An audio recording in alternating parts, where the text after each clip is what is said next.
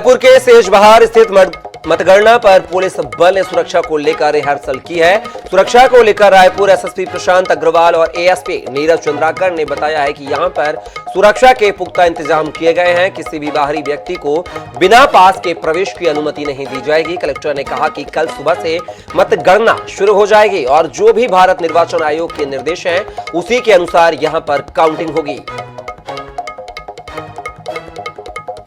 मतगणना की जो आवश्यक तैयारी है वो पूर्ण हो चुकी है। जो भारत निर्वाचन आयोग के ऑब्जर्वर है वो भी यहाँ उपस्थित है और उन सब के माध्यम से पूरी चुनाव की मतगणना की तैयारी हो चुकी है। हर विधानसभा में, हमारे ज़िले में जो 7 विधानसभा है उनके लिए 7 मतगणना कक्ष है और हर विधानसभा के लिए 14 टेबल्स है। जो राउंड की संख्या है वो 15 राउंड से लेके 21 राउंड तक अलग अलग राउंड्स होंगे विधानसभा में मतदान केंद्र वाइज। मतगणना को लेकर के पूरी तैयारियां की जा चुकी हैं। जो फोर्स है उसकी भी ब्रीफिंग की जा रही है।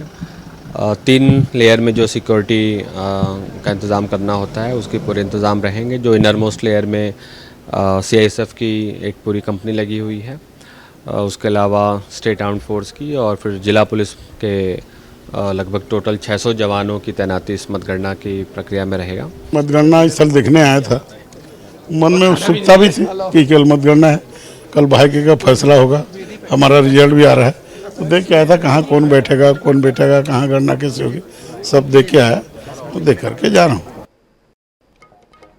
विधानसभा चुनाव के परिणाम कल आ जाएंगे। इससे पहले जो है सुरक्षा को लेकर यहाँ पर तैयारियां हो रही है और आप देख सकते हैं कि यहाँ पर जो है पुलिस के जवानों को ब्रीफिंग किया जा चुका है और एडिशनल एसपी स्तर के अधिकारी जो है जवानों को ब्रीफ कर रहे थे कि किस प्रकार के दिशा निर्देश है, इसे लेकर हम बात कर लेते हैं। हमारे साथ अभी एडिशनल एसपी ग्रामीण भी है। कल काउंटिंग होना है, परिणाम भी है, इसे लेकर काफ़ी तगड़ी सुरक्षा व्यवस्था की गई। किस प्रकार की सुरक्षा व्यवस्था और क्या दिशा निर्देश आपने दिए हैं? कल यहाँ पर मतगणना होनी है तो उसके लिए हम लोगों ने पर्याप्त व्यवस्था लगाई हुई है। यहाँ पर 5 एडिशनल एसपी है, साथ में करीब 10 DSP स्तर के अधिकारी हैं, TI हैं और करीब 200 के आस में बल है। इस बिल्डिंग के बाहर का जो 100 मीटर के दायरे में जो बाउंड्री वाल है उसके अंदर में सभी को बताया गया है कि स्ट्रिक्टली कोई भी व्हीकल्स अलाउड नहीं है, सिर्फ ऑब्जर्वर की व्हीकल अंदर आएगी। इसके अतिरिक्त प्रोहिबिटेड आइटम्स हैं जो मतगणना कक्ष में क्या सामान ले जा सकते हैं, नहीं ले जा सकते, इस संबंध में भी ब्रीफ किया गया है। ये स्पष्ट निर्देश है सभी को और सब जो भी यहाँ पे आएंगे प्रत्याशी और प्रत्याशी के जो मतगणना में जो एजेंट हैं वो आएंगे, सभी को ब्रीफ किया गया है।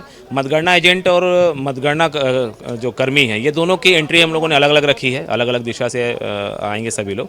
तो हम लोगों ने यहाँ पर्याप्त व्यवस्था करके रखी हुई है और मीडिया को एक मीडिया सेंटर बना हुआ है, वहाँ तक अपने मोबाइल के साथ उनको अलाउ किया जाएगा। उसके बाद मीडिया सेंटर से जब वो जो काउंटिंग एरिया पे जब जाएंगे नियमानुसार उनको भेजा जाएगा। तो इलेक्शन कमीशन का जो पासेस हैं उसका ध्यान रखना है, साथ ही कैमरे के लिए भी इसमें दिशा निर्देश, तो इलेक्शन कमीशन से जो दिशा निर्देश है उसके तहत ही मीडिया को वहाँ तक की अनुमति दी जाएगी। अलग अलग लेयर की सुरक्षा भी रहेगी, किस प्रकार की लेयर रहेंगे?